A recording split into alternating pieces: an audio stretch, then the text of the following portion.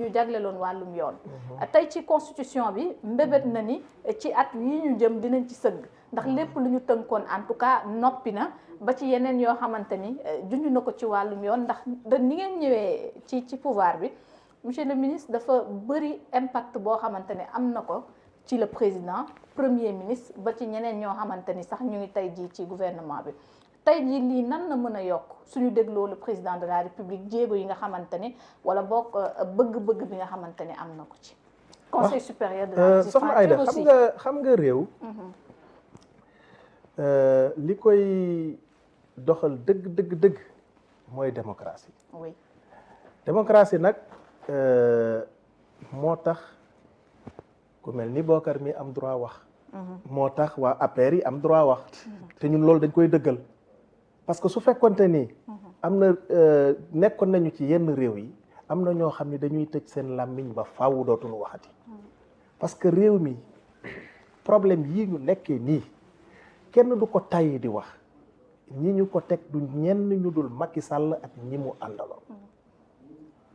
Macky Sall wax nañ fi lu bari ne carburant bi oui depuis 2000 bon déjà depuis 2022 entre 2022 et 2024 qu'est-ce que Macky Sall a fait pour wàññi carburant bi rien du tout xam nga boobu fekkoon na baril bi di wàññeeku mais Macky Sall li nit ñi di fàtte mooy en 2012 bi muy jël nguur gi dafa ñëw rek baril bi commencé chuter drastiquement sous Abdoulaye Wade si vous vous souvenez très bien Abdoulaye Wade yéen a ngi fàttaliku bi ñuy privatiser Sénélec jamono jooju lan moo indi woon problème yooyu yëpp problème mu énergétique yi ñu amoon parce que le baril demoon na ba yegg presque $180 mais Macky Sall dafa jël nguur gi man bi muy jël nguur gi baril bi di wàcc baa ngi naan waa ji nag am na chance xam naa ni bientôt Sénégalais yi dinañu souffler mais wàcc na ba $40 le baril musoo dégg ñu ne wàññi na carburant si 2 fois non attends wàññi ay lan la wàññi ay 20 francs comme ni demee noonu 2 fois la ko wàññi mais tey jii nii de 2022 après mu commencé wàcc yéeg baril bi commencé wàcc yéeg ba yàgg mu ko 2021 je crois mu commencé wàcc mais diir bi mu wàcc bi mu fi nekkee lépp ba 2024 wàññiwul dërëm tokk dërëm ci carburant bi ñun au moins en 20 mois de gouvernance fekk fi situation bii mu ñu fi bàyyil 130% de taux d'endettement 13% de déficit budgétaire ak yeneen li mu ñu fi bàyyil malgré tout ñu fexe ba wàññi carburant bi drastiquement wàññiwuñu ko ay juróomi dërëm ay juróomi dërëm ak dañ ko wàññi drastiquement carburant bi loolu moo indi impact yi nga xam ne moom la Samba Tall Sarr doon wax léegi suñu bilan bu ñu ko doon wax premier point bi donc premier point bilan bi te muy li ci ëpp solo mooy génnee gi ñu génnee Macky Sall ci nguur gi ça c'est le point le plus positif de notre bilan. D'accord. L'autre point positif mooy mais jubbanti est-ce que yow yaa ngi dégg te yenn scandale yi fii ci dëkk bi daanoo toog une semaine yoo déggul un scandale boo xam ne c'est un scandale à milliards depuis bi ñu Sénégalais yi dénkee réew mi ba léegi scandale booy am na ñoo xam ne nag loolu ñu ngi dundee ay te ñemewu ñoo wax ne di wa détourné je veux parler de Thierno Alassane Sall xam nga ni affaire Azer moom Thierno finalement Thierno Azer sax la ko gars yi di tuddee ñemewu la taxaw ne Jean-Michel dafa détourné li muy wax rek mooy détourné nañu mais ku mu neex nga taxaw ne détourné nañu mais na tudd Jean-Michel na ko wax ne détourné nga xaalis mais ku la wax ne Jean-Michel lay visé waaw mais sëñ bi waaw d'accord kon je vise Jean-Michel le directeur laaj ku lay wax ne non kon Jean-Michel le vise le directeur ku muy visé ki lekk suñu xaalis mooy kan muy Jean-Michel mooy kan tudd leen tur ñun dañoo bëgg tudd leen tur xam nga ñun dañoo bëgg pourquoi ce soit lan moo waral Thierno Alassane Sall siwul directement Abdou Khadre c'est une question gis nga ñun ba ñuy nekk opposition dañoo amoon fit gu toll ni bu nu xamee ni diw luubal na dañu naan diw luubal na est-ce que mën naa 94 milliards yi dañu koy fàttali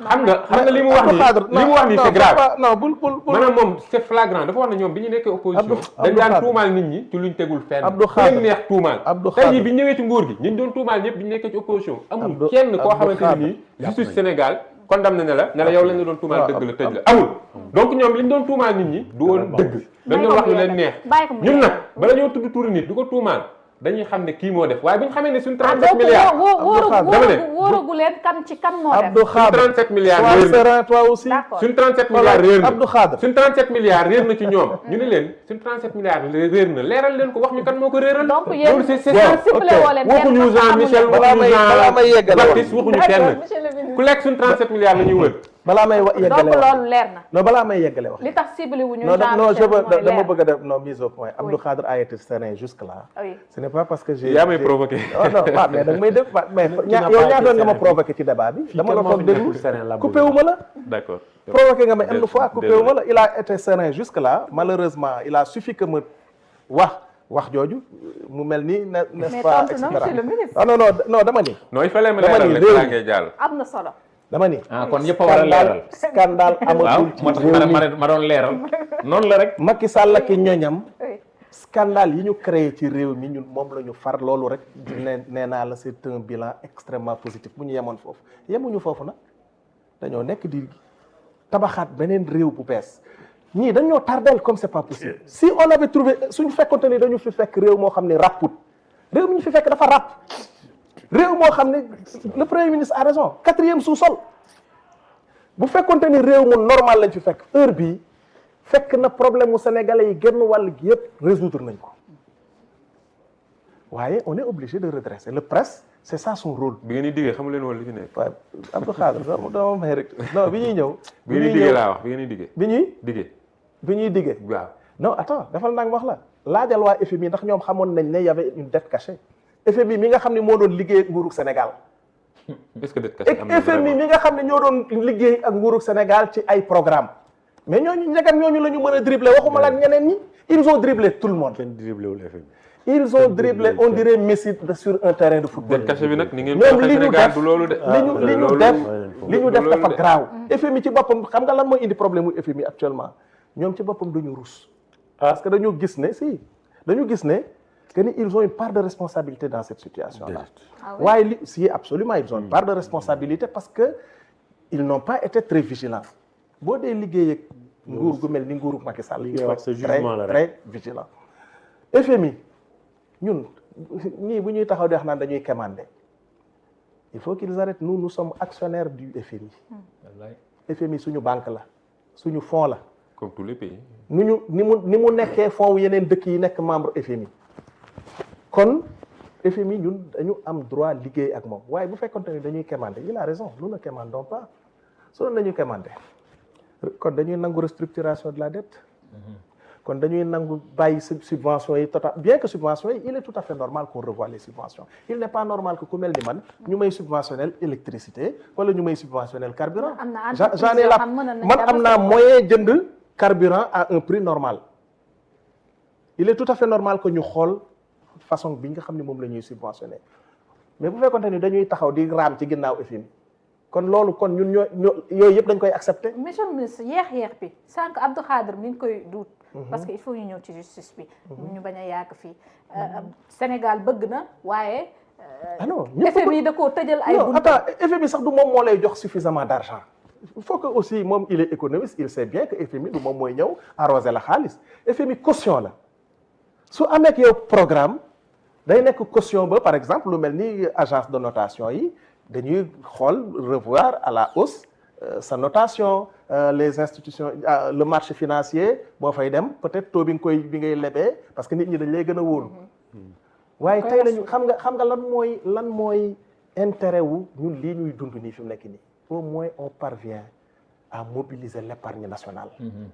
loolu rek c'est un aspect très positif c'est l'épargne nationale qu'on est en train de mobiliser c'est pas de l'épargne. C'est l'épargne nationale qu'on est en train de mobiliser, mon cher. C'est de l'épargne. C'est l'épargne nationale qu'on est en train de mobiliser. Le presse fi muy jëlee xaalis c'est pas de l'épargne. Sëñ bi man quand je parle de notre du refinancement de notre économie bi nga xam ne moom la ñuy dem ci marché financier yi les marchés financiers yi appel yi ñuy def nii fan lañ koy defee ba loolu ni nga koy defee il faut pas laisser croire que les épargne sénégalais la ci marché UEMOA lañ koy defee la presque totalité bitim réew la jógee waaw la presque totalité bitim réew la jógee du l'épargne sénégalais de sénégalais instant bi taluñu épargne de amuñu lu ñu épargne ba koy dugal di ko lebal état bi Côte d'Ivoire Mali et cetera ay yeneen sociétés yu nekk foofu ñoo ci dugal seen xaalis tu as été serein jusque là écoute-moi au moins toujours serein monsieur le ministre parce que ñu ngi tudd ne Sénégal gis na 40% ci détente tey boo demee ci Côte d'Ivoire fa la ko jugee mais non est-ce que baaxul nga leeral sénégalais yi ci ni ñu koy yaakaar c'est le marché de fu ñu toll ci diaspora bond bi parlant d'épargne nationale c'est au niveau du marché de l'UEMOA la ñuy jëlee xaalis bi te marché UEMOA Sénégal ci marché UEMOA la bokk au moins on a cette disons c'est la chose la plus positive man bi ma gis ci loolu mooy au moins une partie de cet argent vient de l'épargne bërki dem le premier ministre dem Italie il s'est adressé à la diaspora qui a fortement contribué au refinancement à hauteur de cet endettement, n'est-ce pas? Donc pour vous dire simplement que il y a des aspects très positifs dans ça. Cependant, nous attendons que le FMI ait un programme avec le Sénégal et à juste non balaa yàgg non de xam naa ci premier trimestre 2026 on aura un programme certainement avec le FMI et en ce moment-là les choses seront beaucoup plus reluisantes et bu soobee yàlla dinañu xaw a souffler tuuti malgré ça waay ni ñu xojee réew mi c'est incroyable. léegi maintenant pour en revenir à ci par rapport ak justice bi ñu avancé économie duñ ci ñëwaat il faut ñu avancer non waa ji affaire non naa fi ñëw naa leeral benn point assiette fiscale non il parlait d'assiette fiscale pour ñu avancer xam nga man bëggoon naa mu ñu définir lan mooy assiette fiscale assiette fiscale mooy mbooleem ñuy fay ñi taxe yi ñuy def c'est-à-dire ñu ne par exemple dañuy taxer tel bien dañuy taxer telle entreprise loolu mooy assiette fiscale dañ ko war a mbooleem fi ñuy jëlee ay taxes pas li ñuy taxer mais ñi nga xam ne ci taxes yi ñoom lay jógee c'est peut-être voilà mbooleem fi ñuy jëlee taxes yi léegi yaatal assiette bi ne signifie pas que da ngay gën a xoj nit ñi au contraire fépp l'impôt ñëpp ko war a fay dafa am ay mi nga wax mobile money yi mais c'est parce que foofu dañ ko daawul taxé moo tax ñu taxé ko amul benn pàcc ci réew mi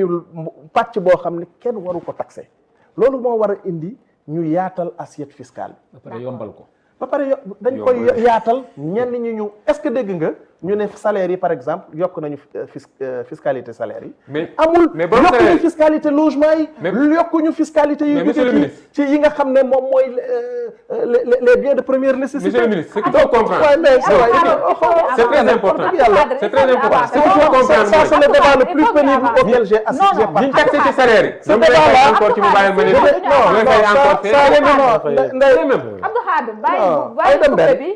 je suis désolé de le dire je suis désolé de le dire ça c'est le débat le plus pénible auquel j'ai participé parce que booy wax nag nit ñi dañu war di déglu quand même pour nga développer booy wax bon heureusement que celui-là il s'est assagi mais maintenant c'est l'autre qui s'agit maintenant non je ne provoque pas c'est dommage maintenant pour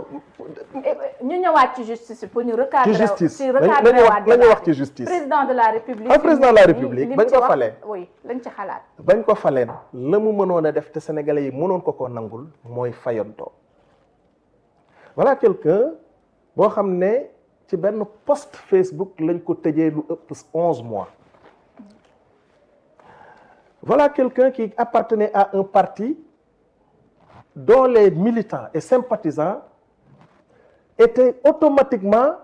emprisonnés parce que simplement dañu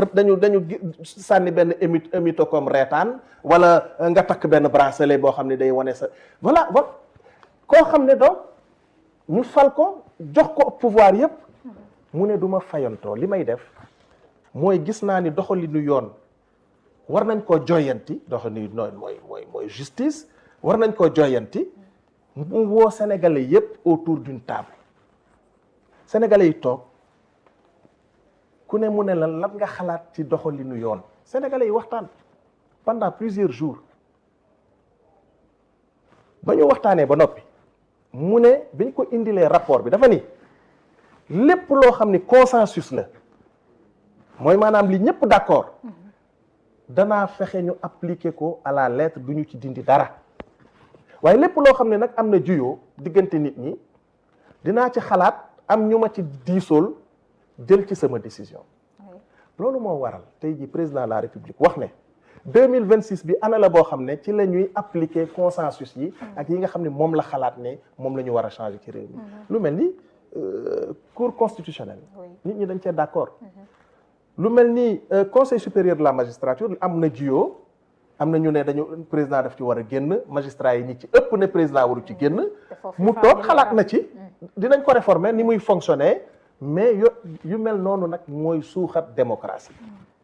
démocratie bis bu ñu ko wàccee rek mooy dugal ñi ngi commencé dugal nguur gi ci gute te ñii fa lañu loolu la ñu defoon jàpp nit ñi di tëj ku yëngatuñu tëj ku yëngatuñu rey ils ont tué plus de 80 personnes ici dans ce pays-là parce que simplement àndu ñoom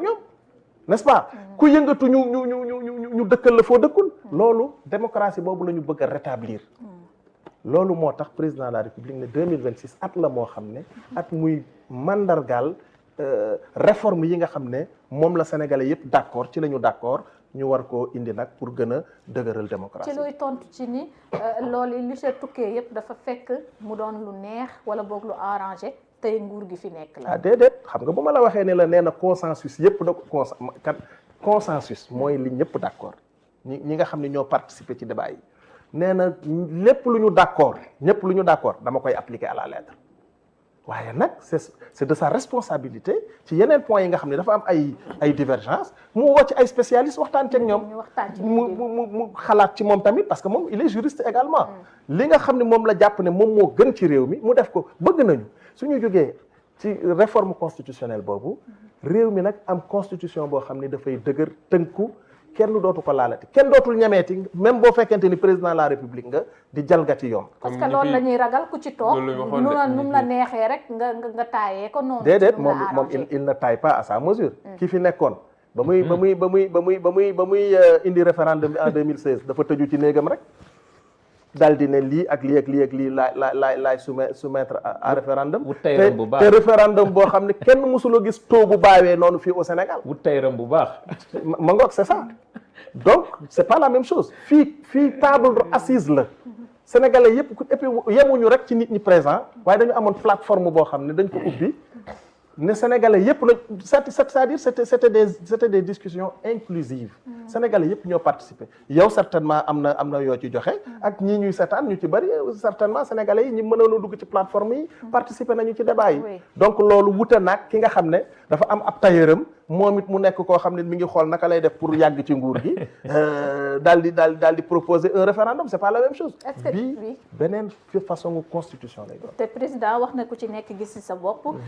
waaye leneen Ousmane Sonko dafay ŋaaññi doxalinu yoon génn na du benn yoon du ñaari yoon surtout nag ak yi nga xamante ne ay décisions yi mu koy xaar en tout cas yi ñu gisagum nekkul lu favorable ŋaaññi na magistrat yi tey jii coppite yooyu ndax tey mën nañoo xaar également mu xuus ba ci ñu gis justice boo xamante ni kii di Ousmane Sonko du taxawati tam di ko ŋaaññi ndax ci gisin dafa mel ni ñi yor kudd gi war a tax lépp jag dañu taxaw di seetaan mbir yi mel ni mu meloon. mais yu mel noonu la président de la république bañ président de la république lu muy bañ mooy ku mel ni président Ousmane Sonko di ŋàññ doxalinu yoon parce que yoon ni muy doxee nag nañu reconnaître que ni bari na lu fu muy sooxee looloo tax sax d'ailleurs assises yooyu am looloo tax sénégalais yi wax seen xalaat loolu it moo tax président de la république bëgg a soppi yu bari ci doxalinu yoon. et bu ñuy soppi ci doxalinu yoon aussi il faut ñu soppi jikko yi parce que mënuñu am ay ñoo xam ne. ñoom ñoo yore yoon yu ba pare lu leen neex la ñuy doxalee loolu ça aussi on ne l'acceptera pas le président de la république il veillera sur ça le premier ministre tamit ni ñu ko xamee ci franchise am ci spontanéité am mais il est tout à fait normal que su gisee loo xam ni et surtout que lui il en a été victime pendant combien d'années il a été victime du fonctionnement de la justice pendant plusieurs années d'ailleurs looloo tax il n'a pas été candidat en 2024 donc ku mel noonu am na droit tamit wax xalaatam ci yoon même su fekkente ni moom moo nekk ci exécutif bi. xam nga loolu lii moo lay wan rek c'est-à-dire culture démocratique bi ànd ak Pastef ñii non boo nekkee seen ministre wala nga nekk seen juge amuloo droit ñu wax la defal lii doo ko def dañu ay injonction la ñu doon jox seen juge yi dañuy ñëw taxaw ne la jàppal diw par force da nga koy jàpp. pourtant nee nañ ñoom looloo fi am de. kan la ñu wax kan la ñu wax comme ñan comme kan ñu ci ëpp nii. dañ leen ne jàpp leen ñu jàpp leen. oui ñoom ci seen gisin. ñoom ci seen gisin. ñoom ci seen gisin. ndax da nga ne looloo fi am. mais looloo fi amoon justement mais kan moo Farba Ngom moomu d'accord ngeen am na dossier. Tahirou Sarr d'accord nga ne am na dossier. mais ku ci am dossier nag mais yoon dafa am devoiru ñëw laaj woo la. su la waree denc denc la. kuy créer dossier. su la waree denc denc la. donc xam nga gis nga réew mi. nañu waxante dëgg démocratie lu baax la. wax dëgg yàlla lu baax la waaye nag bët bu rusut toj. am na ñoo xam ni wax dëgg yàlla man bu ma nekkoon seen place dootuma waxati. waaye nag démocratie moo leen di permettre ñoom ñuy wax il est tout à fait normal que ñun tamit ñu leen di ñuy accepter loolu dina metti ci suñu man metti na may gis ñenn ñi di wax comme si defuñu dara wala ils ne sont pas responsables de ce pays là alors que tey jii nii Sénégal waroon na nekk réew mu ñuy joxoñ naan réew mi sa waay réew mu naat la. gis nañ monsieur le ministre ba ci tey lii Ousmane Sonko bëgg muy révision procès bi. en tout cas ñu ngi dem bay wax ni sax en tout cas lim ci gis bokkoon na sax ci changement bi nga xamante ni gis nañ ko ci ministère bi nga xamante ni jóge na fi bi fi ñëw ci Yacine Fall foofu itam ndax tontu nga fi indi et puis ban gis-gis nga am ci révision bii nga xamante ni Ousmane Sonko tey bëgg na ko en tout cas nee na ngir rang deram. xam nga dafa am benn principe de droit buy wax ni bu ñu jugé benn mbir ba pare su amee un élément nouveau dañ ko war a jugé waat xam nga bële pas dañu ne woon rapport amul ci affaire u Mame Mbaye Niang boobu Mame Mbaye Niang lu tax mu daw sax déjà c'était la première question qu'il fallait poser. Pourquoi Mame Mbaye Niang ñëwee wula dellu si Sénégal pourquoi c'est une question qu'il faut se poser Mame Mbaye Niang dootul dellu si Sénégal de waaw dootul teel a dellu si Sénégal laa bëgg a wax dañu ne woon rapport amul alors que moom ci boppam moom Mame Mbaye Niang pour vous montrer comment la justice fonctionnait mais moom ci boppam reconnaître na ne rapport am na les vidéos sont là son premier ministre d'antan di Amadou Ba il a reconnu que rapport am na waaye li yàlla di def rek xam nga yàlla moom sawaay kenn la yàlla du nit rapport boobu daw na ba tàbbi ci loxoy Ousmane Sonko loolu c'est pas un élément nouveau c'est un élément nouveau le rapport il existe bu ñu incriminer Mame Mbaye Niang mais c'est un fait nouveau kooku le procès là dañ ko war a defaraat te am ngeen ci yaakaar yoon. mais amul xel ak amul sax xel yaar man awma ci benn xel yaar wóor na ma ni mais Mame Mbaye Niang mais non lan moo tax na ñëw moom bu fekkente ni wóolu na boppam na ñëw. fekkee procès na dellu si ñibbi si am moom bu fekkente ni ñeme na wóolu na boppam amul rapport il n'a rien fait na dellu si Sénégal. lan moo tax Ousmane Sonko war a mën a taxaw teew ne dafa bëgg ñu setal. ñu honneur am mais parce que dafa deful dara Ousmane Sonko deful lu dul dénoncer lu nit def nit dafa ñëw détourner de l'argent du Sénégal IGF bi mu juumee na IGE xam nga vraiment IGF def un rapport incriminer Mame Mbaye Niang di ci muy xaalis ba 29 milliards yoo xam ne dañ ko waroon a dugal ci projet Prodac waaw mais IGF boobu ku incriminé def rapport premier ministre d'antan wax ko moom Mame Mbaye Niang ci boppam reconnaître ne rapport am na ba ñuy wax naan temps yooyu sax moom ak Amadou Ba comme safara ak caas parce que nee na Amadou Ba moo commandité woon affaire c'est tout à fait normal que mais Mame Mbaye nee na loolu amul ba amoon. waaye Mame Mbaye Niang wax na fukki wax ak juróom ces accusations comme amul na ñëw waaw mais comme amul na ñëw setal deram